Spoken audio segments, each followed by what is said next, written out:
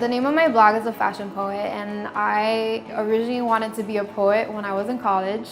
I'm an everyday girl that decided to showcase my personal style into my blog. I wear things that complement my body. I don't try to squeeze into outfits that might be in style and I want to wear, but I know that I can't. If I like something, I'm not worried about the name brands. And I really believe that fashion, it's not something that happens overnight. You have to work at it. You have to carefully curate everything. And when it comes together, it's beautiful, just like poetry.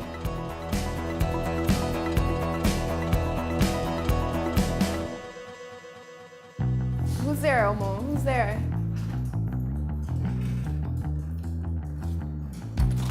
Hi. You guys met outside? Your puppy, hi.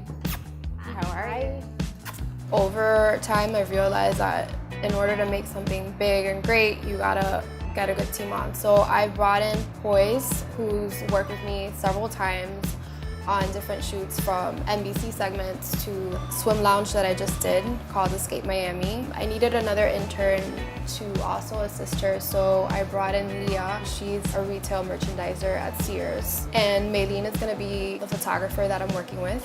She's the one that we've done a lot of the great shoots for brands with me. And Desi, when I did the Vogue shoot, she did my makeup and I loved it. All right, so since we pulled out clothes from Bloomingdale's and some of this stuff are also from the local brands here in Miami, we want to make sure that everything is listed so we don't get confused after the shoot. Fashion blogging is not that very popular in Asia, but when I moved here, I saw the difference of how fashion influences people. But when I met Annie, that's when I have seen that every outfit has a story. So it's just not all about glamour. It's not about just getting free stuff from all the sponsors. It's all about hard work. Okay, so I think I'm gonna do these shoes for sure then. Okay. Okay? Okay, awesome. And I need to steam this, right? No, you don't need to steam this, but the red one, yeah. All right, I'll steam the red. We're gonna be shooting at the Miami Marine Stadium. I decided to incorporate a little bit of local designers. I went to Bloomingdale's and I went shopping and I found some great pieces by a local designer named Alexis. Also decided to fuse in some pieces from Tawdry.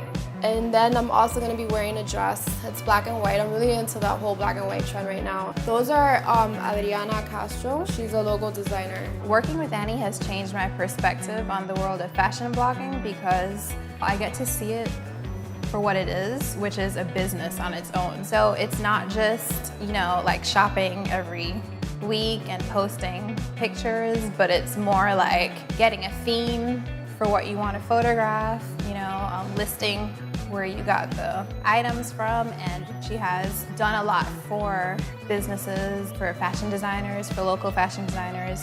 I think it's very important for me to see how she works so that I can get an idea of how to run my own business as well.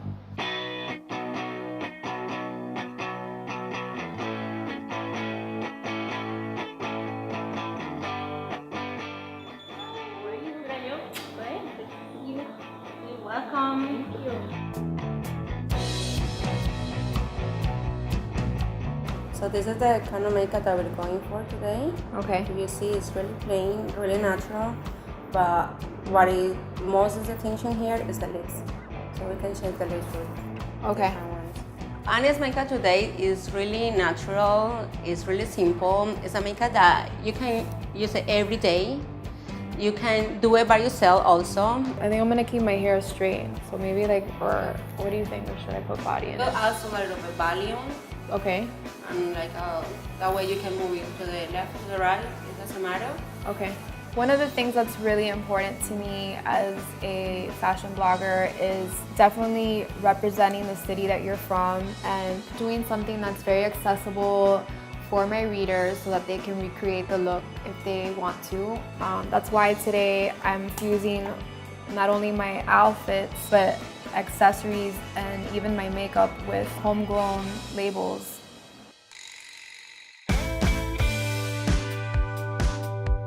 The Miami Marine Stadium, as many people know, it's been closed since 1992 because of Hurricane Andrew. And And within that time, it's become a different place. There's graffiti all over it. Skateboarders from Miami come here and they use it to do their tricks and have fun. There's an influx of photographers doing photo shoots here. For me, it's important to hold on to our historical spots, and that's what I'm trying to do here today.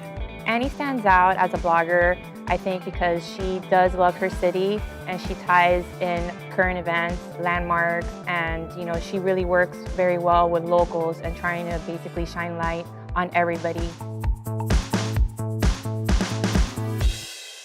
Well, I feel really privileged and honored to be able to do this shoot today because I'm documenting a piece of history. This place, eventually in a few years, is no longer gonna look like this. It's alive, Just think of how many people sat in here, great-grandparents, families, to watch boat shows and to watch concerts. Famous rock bands have performed here, from like Leonard Skinner to The Who.